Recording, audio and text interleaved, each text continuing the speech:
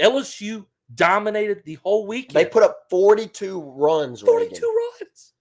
You went from last weekend where two guys, Trey Morgan and Cade Doty, who you would never think would drop below 300. After last weekend, their batting average dropped below 300.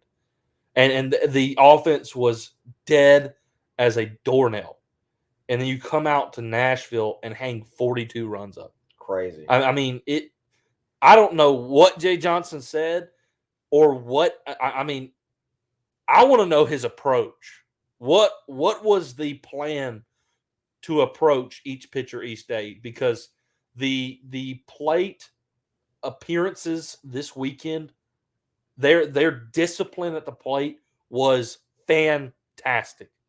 I mean, we've been talking about stringing hits together. You finally got some of that this weekend. Now, you did have games where you just cranked home runs out. Yeah, which they're good at. I mean, if you continue to do that, as we said before, I mean, but the 11-run inning was the constant wearing down of Vanderbilt. Yes. It was and then you capitalize it with a Drobert grand slam.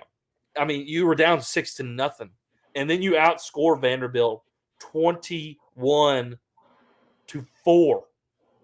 21-4 after the six-run inning from Vanderbilt, and you beat them the worst you beat them all weekend.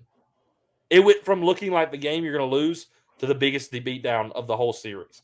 I mean, an incredible comeback from today. Great weekend from the Tigers.